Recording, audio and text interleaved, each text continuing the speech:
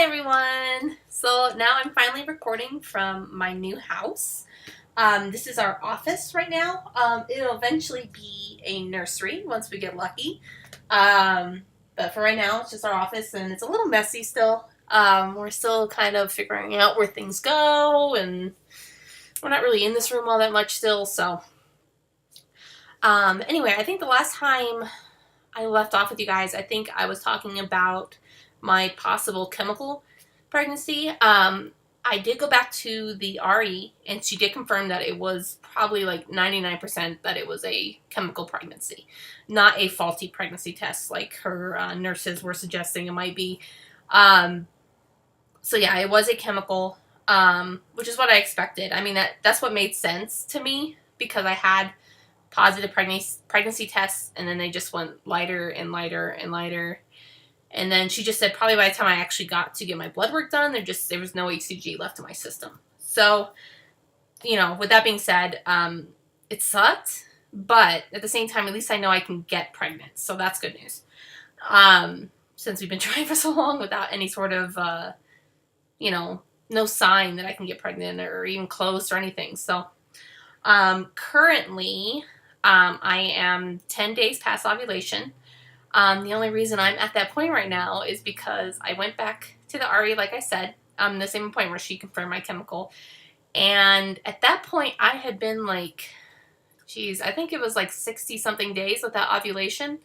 So, I mean, my cycles are just getting longer and longer and longer and longer apart. Like, my cycle started at 30 days, and they slowly were working their way up to 60.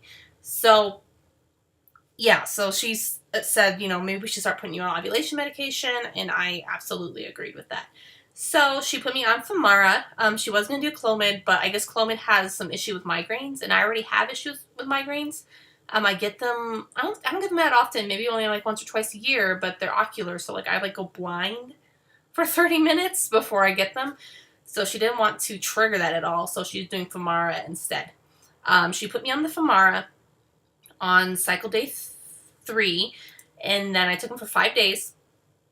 And then on day 12, I went in for a ultrasound, and they said that my largest one was only like 0.8 or something like that. I don't remember, but they said it was at 8 and it needed to be closer to 18, whatever that meant. Maybe 1.8.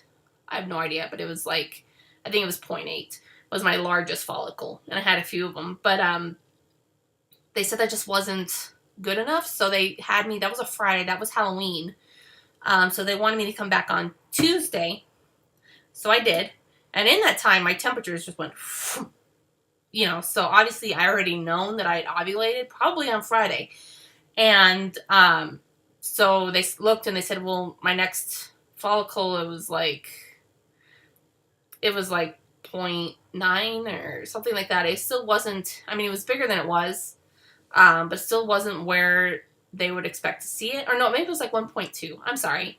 Something like 1.2.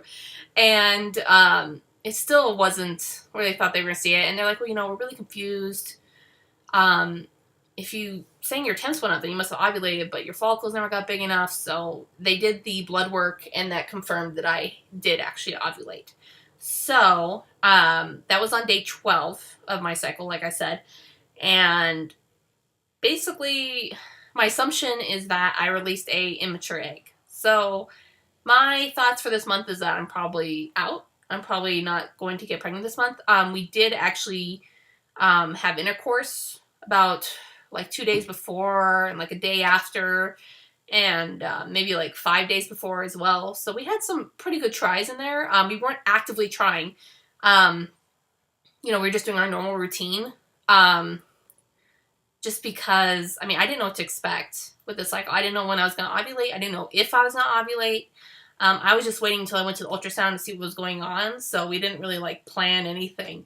And that might work, but I don't think I am this month. I started spotting yesterday. Not so much today. It was just a lot yesterday, but not so much today. And then my temps are just going like, which is what I normally see. And like I said, I'm 10 DPO. I only ever get to 12 before I have my period, so I'm expecting my period probably Wednesday. Unless my temperature shoot back up again.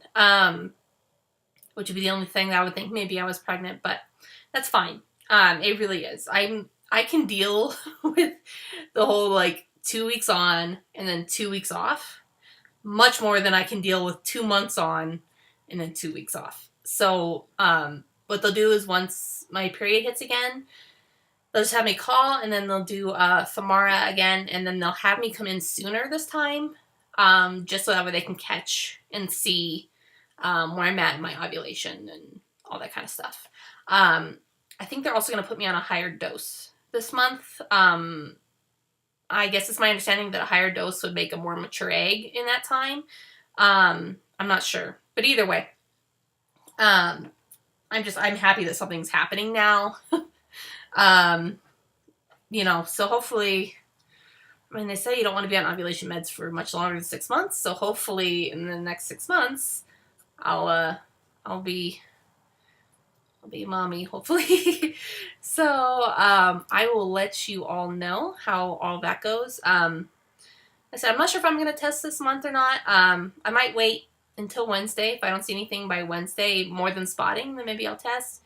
Maybe I'll test tomorrow. I don't know. I'm not super confident about it, but, it's worth a try, I guess. So I will talk to you all later. Bye.